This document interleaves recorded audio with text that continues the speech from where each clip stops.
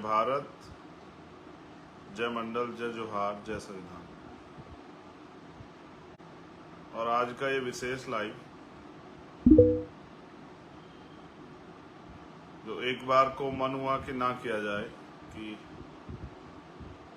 अचानक से तबीयत खराब होने की वजह से थोड़ी सी तकलीफ हुई, फिर सोचा कि आपसे कमिटमेंट किया है तो आप लोग इंतजार करेंगे, फिर ये तय हुआ कि आपसे चाहे थोड़ी बात हो लेकिन की जाए।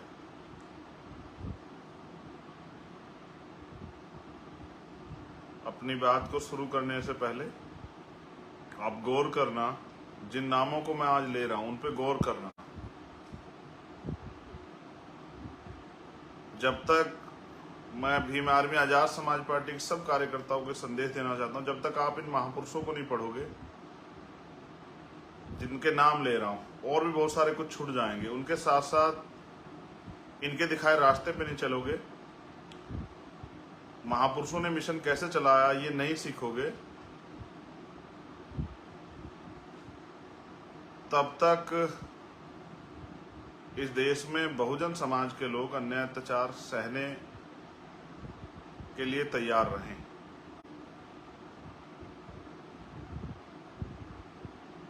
ये वो महापुरुष हैं जिन्होंने अपना एक एक कण, एक एक पल, अपनी जिंदगी, अपनी सुख सुविधाएं हमारे लिए कुर्बान कर दी। मैं उन महापुरुषों की बात आपसे कर रहा हूं। मैं लाइव के शुरुआत में सबसे पहले धन्यवाद देता हूं भीम आर्मी आजाद समाज पार्टी और बहुजन समाज के उन सब लोगों को जो कल दिल्ली भीम आर्मी के 8वें स्थापना दिवस पर और एक ऐतिहासिक विरोध प्रदर्शन का हिस्सा बनने के लिए पहुंचे, जिन्होंने हमेशा की तरह इस आंदोलन का मेरा और हमारे तमाम नेताओं का मान सम्मान मजबूत किया और देश और दुनिया में रहने वाले भीम आर्मी के समर्थकों का भी हौसला अफजाई किया। मैं उन बहनों को, माओं को, सबको धन्यवाद करता हूं क्योंकि दिल्ली में जुलाई के महीने का सबसे गर्म दिन था कल, जो हजारों किलोमीटर से चल के दिल्ली पहुंची। वो भाई जो पैदल आए, साइकिल पे आए, उन सब भाइयों का, बहनों का, बच्चों का, नौजवानों का, बुजुर्गों का सम्मान करता हूं, उनको धन्यवाद देता हूं और निर्देशित करता हूं कि जहां जहां से पैदल कार्यकर्ता आए थे या साइकिल के माध्यम से आए थे, वहां की टीमें जब भी पार्टी मीटिंग होगी या संगठन मीटिंग होगी, उन सब साथियों का स्वागत और सम्मान करेंगे जिन्होंने इस आंदोलन को कामयाब बनाने के लिए, जो पैदल चल के आए, जिनके पैरों में छाले पड़ गए,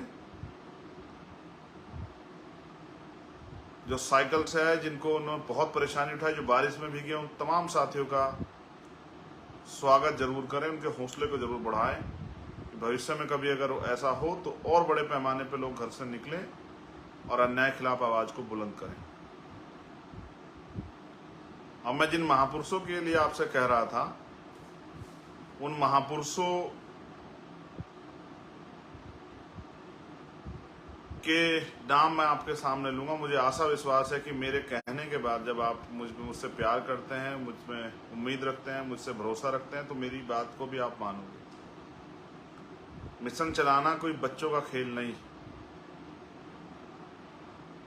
और मिशन को कामयाब करना किसी अकेले व्यक्ति के बस की बात नहीं है। जब तक आप सब लोग उतनी मेहनत से काम नहीं करोगे या उससे थोड़ी सी कम मेहनत से काम नहीं करोगे, तब तक हम लोग इस देश में कामयाब नहीं हो सकते।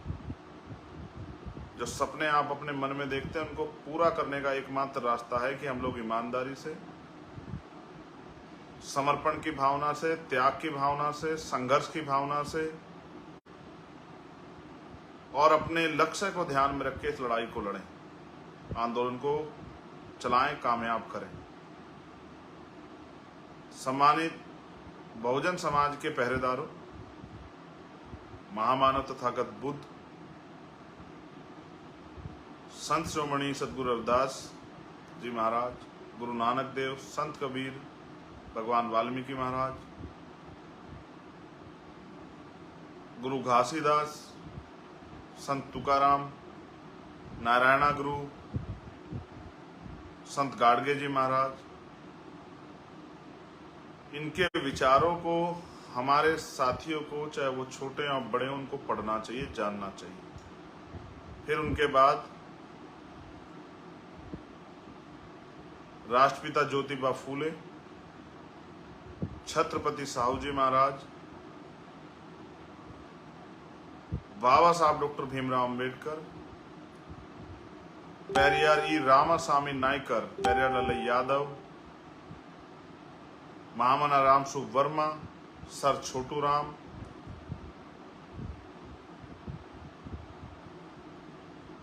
बाबू शिवदयाल चौरसिया जी, संत राम बी ए प्रजापति जी, बाबू जगदेव प्रसाद कुशवाहा जी, जननायक कपूरी ठाकुर जी,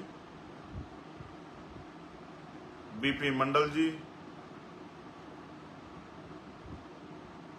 मान्यवर दीना भाना वाल्मीकि साहब, और मेरे गुरु, मेरे आदर्श मान्यवर साहब श्री काशीराम जी को भी, अगर आपको मिशन को चलाना है तो आपको पढ़ना चाहिए, उनके जीवन संघर्ष को समझना चाहिए कि कितनी विपरीत परिस्थितियों में, किस तरह की समस्याओं के समय उन्होंने इस आंदोलन को कामयाब किया, और जो नहीं कामयाब हो पाए उनको भी हमें नहीं भूलना चाहिए।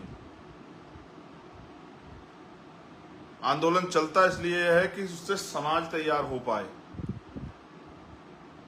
आज अगर हम राजनीतिक रूप से अभी बहुत कामयाब नहीं हुए हैं, लेकिन फिर भी हमने देश में लाखों लाखों लोगों को महापुरुषों के आंदोलन को चलाने के लिए तैयार किया है। आंदोलन का मतलब सिर्फ राजनीतिक सफलता नहीं होती है। जिस आंदोलन को हम लोग चला रहे हैं, जब हम काशीराम साहब को देखते हैं तो हमें समझ आता है कि उनका आंदोलन था सामाजिक परिवर्तन और आर्थिक मुक्ति। क्योंकि भारत में लोकतंत्र है, प्रजातंत्र है, तो वोट की शक्ति से उसको सत्ता में आकर आसानी से हासिल किया जा सकता है। सत्ता एक विकल्प है जिसके जरिए आप सामाजिक परिवर्तन के एजेंडे को मजबूती से लागू करा सकते हैं, उस पर काम कर सकते हैं, बहुत सारी समस्या आपकी खत्म हो जाएगी, बहुत सारे साधन संसाधन आपके पास होंगे अगर आप सत्ता में होंगे। और जो एक और महत्वपूर्ण पक्ष है, आर्थिक गैर बराबरी। आर्थिक गैर बराबरी को आपको समझना पड़ेगा। उसको समझाने से पहले मैं आपको एक बहुत महत्वपूर्ण बात बताऊंगा। एक मानव काशीराम साहब का एक ऐतिहासिक कथन है कि जिस समाज की गैर राजनीतिक जड़ें कामयाब मजबूत नहीं होती, उनकी राजनीति कामयाब नहीं हो सकती। पुनः मेरी बात को सुने कि जिस समाज की गैर राजनीतिक जड़ें मजबूत नहीं होती, उस समाज की राजनीति भी कामयाब नहीं हो सकती। अब गैर राजनीतिक जड़ें क्या होती हैं? हमारा समाज, जहां भी आप पूछोगे वो बताएगा कि हम सामाजिक संगठन चला रहे हैं। किसी अधिकारी से पूछोगे, हम अपने डिपार्टमेंट का सामाजिक संगठन चला रहे हैं। किसी गांव बस्ती में पूछोगे, हम बाबा साहब अम्बेडकर के नाम पे सामाजिक संगठन चला रहे हैं। आप इतने सारे सामाजिक संगठन चला रहे हैं, इसी की वजह से आज समाज में जागरूकता बढ़ी। लेकिन सिर्फ सामाजिक संगठन चला के हम लोग इस देश में बिना सत्ता को प्राप्त करे कामयाब नहीं हो सकते हैं। जैसा मैंने आपको कहा कि गैर राजनीतिक जड़ें होती हैं समाज की सामाजिक हैसियत और समाज की आर्थिक हैसियत। सामाजिक हैसियत हमारी क्या है ये आप जानते हैं। सामाजिक हैसियत हमारी ये है कि देश के बहुजन समाज के लोगों के साथ आज भी मूछें रखने पर उनकी हत्या होती है, अच्छे कपड़े पहनने पर उनकी हत्या होती है, अच्छा खाने पीने पर उनकी हत्या होती है, घोड़ी पे बैठ के बारात चढ़ने पर उनकी हत्या होती है, अच्छे गाने बजाने पर उनके साथ हत्या होती है, अपराध होते हैं। कोई उनको जूते में पानी पिलाता है, कोई जूते में पेशाब पिलाता है, कोई उनके सर पे पेशाब कर देता है, कोई उनको और तमाम तरह की अपमानित करने के जो हैं प्रयास करता है, कहीं हत्या कर दी जाती है, मार के लटका दिया जाता है, कहीं हत्या करके टुकड़े कर दिए जाते हैं, कहीं रेप होता है छोटी छोटी बच्चियों का, कहीं और तमाम तरह की चीजें होती हैं,